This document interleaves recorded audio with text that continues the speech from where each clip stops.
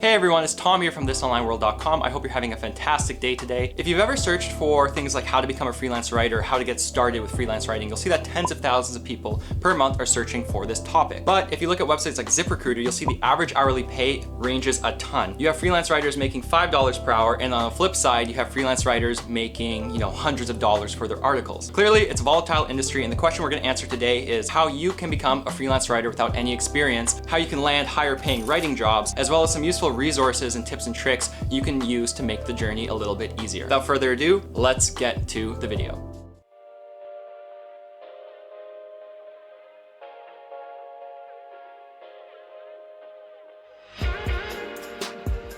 If you're new to the channel, my name's Tom and I make weekly videos on personal finance, making money online, side hustles, you name it. So a quick background on me and how I became a freelance writer, just for context for this video. I've been freelance writing in some capacity for about the last 3 to 4 years. I started in college as a ghostwriter, as on my college side hustle. In late 2019, I started trying to get more serious with writing and I started getting clients while I was still working a full-time job. In 2020, I actually made the jump and started writing full-time in the finance niche. I actually moved down to Colombia for a bit. I was writing down there. And the point is, it's been about 3 to 4 years to build up to this point, and I'm gonna share some realistic expectations you should have when deciding to go into freelance writing, as well as how you can make the process faster. So let's get to the steps. So the first step is that you're gonna wanna pick a niche when it comes to freelance writing. This is probably the most important step for actually becoming a freelance writer because it kind of sets the tone for how the next few years are gonna play out and what you're actually gonna be writing about. I completely understand at the start if you feel like you have to say yes to absolutely everything and maybe you're tight on cash, so you need to accept any project that comes your way. But over time, the idea is really to specialize and to become an expert in a certain niche. This is important for a few reasons. Firstly, writing in Google and the whole space is more competitive than it's ever been. And the only way to realistically get decent paying writing jobs is if you can prove that you're an actual expert in your field. When picking a niche, my recommendation is to use any certification or work experience you have to assert the fact that you're an expert in what you're writing about. For example, if you have a nursing degree, writing about healthcare content might not be a bad idea. I write about personal finance because I run a personal finance blog. I spent the last 2.5 years getting myself involved in this niche. And you should also play to your strengths. I don't write about investments or mortgages because I'm 23. Me writing about, retirement planning or mortgages just doesn't make a whole lot of sense. You can write for multiple niches. I know plenty of writers who write for finance and travel websites because there's a crossover there, like travel credit cards or mile hacking. But the key here is when starting out, pick a niche, play to your strengths, and make sure you can back up that you're an expert by using some work experience or accreditation to give you a leg up over the competition. Step number 2 for becoming a freelance writer, even if you don't have any experience, is to start building a portfolio. This is probably what freaks people out the most about freelance writing and where people really struggle to find their footing. Honestly, I get like 5 to 6 emails a week of people asking to guest post on This Online World, to help build their writing portfolio, to just write for my site. This is honestly the freelance writing equivalent of going to a job with a blank resume, and it boggles my mind that this is still a thing. I built up my portfolio by starting a blog, and it took about 1.5 years for my blog to start getting a bit of traction and notice. This isn't exactly realistic for everybody, but there's nothing stopping you from writing right now and not having to wait or beg for guest posts from random websites. I've mentioned medium.com tons of times. You can start writing on Medium, get your work published in a major publication on Medium and seen by thousands of people, and use that as your portfolio. I actually created a portfolio website for my freelance writing services. It's very out of date, but as you can see, I have medium.com listed on my portfolio and it shows the publications my work has been featured in. This could all be done for free. This is a free website theme. I wrote on Medium for free and I got into those publications for free. Nothing is stopping you from doing this. You can build your portfolio on your own and you don't have to go out pitching people for guest posts. So now that you've picked your niche and you have some published work on medium.com or maybe a blog, it's time for you to start pitching other clients. There's a few ways to go about this, and there's definitely a wrong way and a right way, and I've learned both kind of the hard way. I'm actually gonna share an article from my friend Clint on how he pitches new clients in terms of freelance writing work. Honestly, Clint's an amazing writer. I owe him so much. He runs the blog Wallet Wise Guy, and he actually wrote a post on the 10 steps he took to become a freelance writer. So I'm gonna link that down below, and you should absolutely check out his blog. I'm actually gonna read a little excerpt from his post on how he writes a letter of introduction to new potential clients because he does a better job of explaining it than I can. Here's what Clint says. Hi, editor's name. Just wanted to say that I respect what you and your team does at website name, and I would love to be a part of your team as a freelance writer. I currently write as a freelance writer for, and he lists, all of the awesome websites he's writing for. For you can say, hey, I'm writing on Medium or maybe a few of these sites if you've already had a few guest posts. He then states what he writes about and what he has a passion for. So personal finance, credit cards,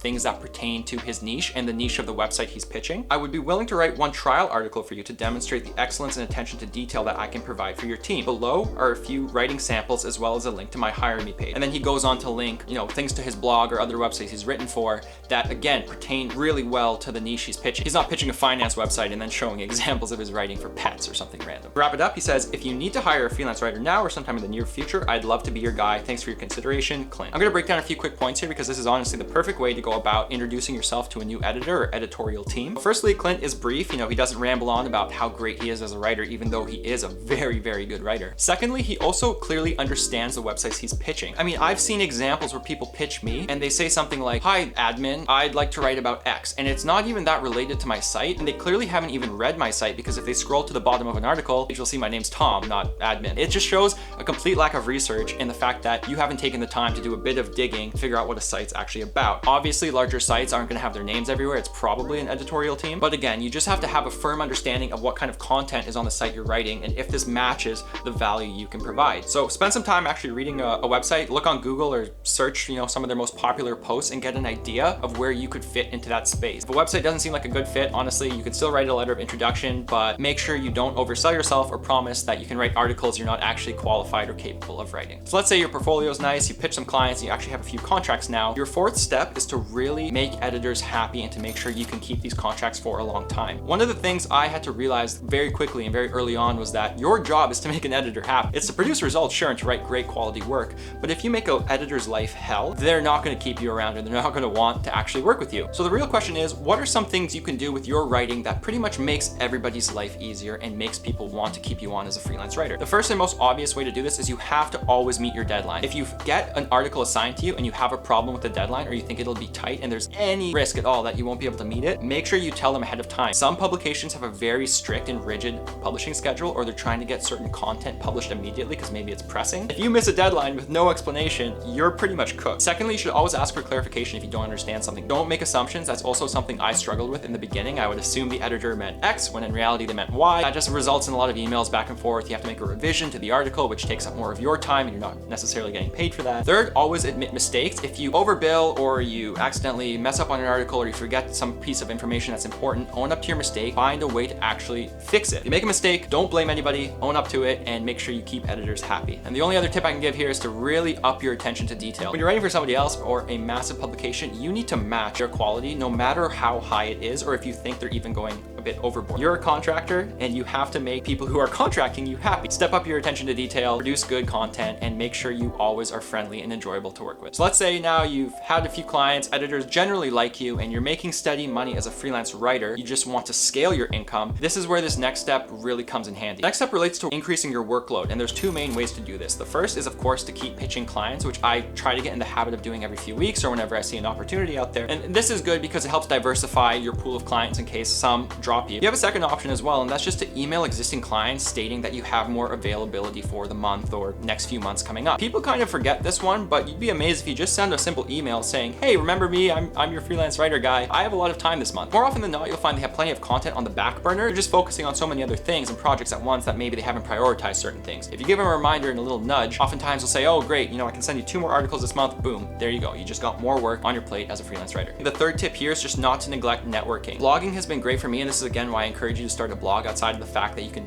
make money with your blog. It lets you meet so many people in that niche that you pick. That just in turn will open so many doors you're not going to find on websites like Upwork or just scouring remote job boards. I'm also attending FinCon later this year, which is a financial event. That's honestly another great way to get your foot in the door and to meet a considerable number of people in a very short amount of time. Once you have a few clients and you're kind of getting comfortable in the space, don't be scared to buy a ticket to one of these events that actually pertains to your niche. The idea of spending a few $100s on a ticket and accommodations might suck at first, but if you approach it the right way and you're ready to take that next step, it's honestly worth the money, or at least worth the risk if you ask me. Now that you have more clients and you have some steady contract, next step, and this is where I'm slowly trying to get towards, is just honing your skill and becoming a better freelance writer overall. The first and most obvious way to do this is to just keep an eye and be mindful of the edits that are being made to your work. The way a lot of freelance writing arrangements work is you'll write an article up to a certain point, you'll hand it off to an editor, they'll do some tweaks, maybe they pass it off to an SEO guy, and then it gets published at some point. It's a good habit to look back and to see what edits have been made to the content you submitted and to see why those might have been made. Personally, I love run-on sentences. I know it's my worst flaw as a freelance writer, and that is what usually gets edited out of my content. I'm now making a bit of a mindful effort to cut back on lengthy sentences and to trim the fat of my articles. Another step you can take is just to continually improve your education and to look for different courses or groups you can join that help make people better writers. One I really recommend looking at is a course called Hit Publish. It's by Ashley Barnett, and Ashley is an amazing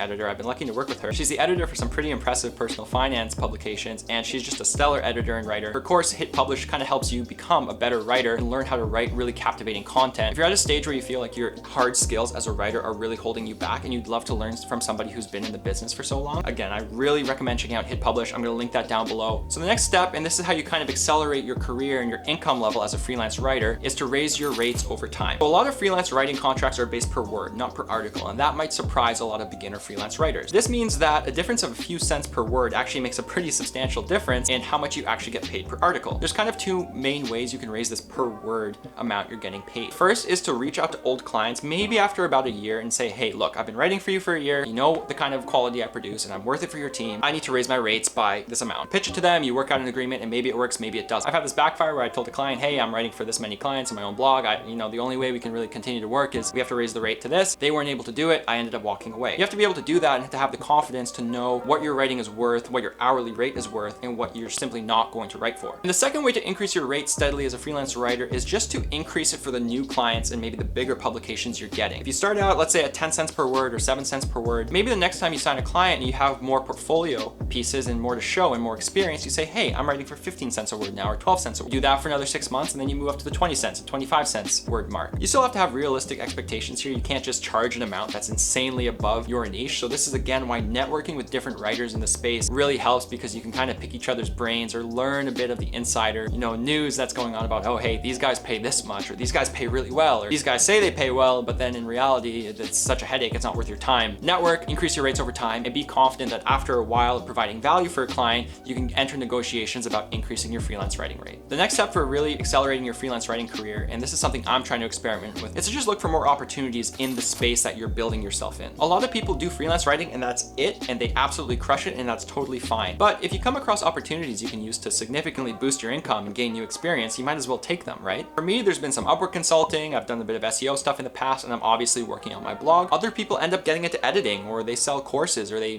coaching services to help people become a better freelance writer themselves. Editing is probably the most linear progression you can make, but again, there's so many different options here. It's really just about keeping an open mind, continually becoming better at what you do, networking a ton, and then looking for different opportunities to expand your presence in a niche. This is probably one of the steps you would take later on in your freelance writing career, and it's something I'm just exploring now, so I definitely don't have all the answers. But as long as you work hard to make a good impression on people you come across, you'll generally find that more doors open up than you'd previously expect. That about does it for the different steps you can use to become a freelance writer without any experience. It's honestly a career path that takes different people a different amount of time, and some people really make a killing with it, and some people struggle to get past that content mill writing stage of freelance writing. I honestly think it's an awesome job. I like the flexibility. I like being able to work from a laptop wherever I so choose to in the world. My overall tip here is to take a realistic view of where you are in your freelance writing career, where other people are, and make a plan to actually get there and follow it. If you go back to this strategy of just begging people through email for guest post opportunities, I don't think you're gonna get somewhere, or it might take you a very long time to see results. Take action and pick a niche, build your portfolio, and start pitching clients in that simple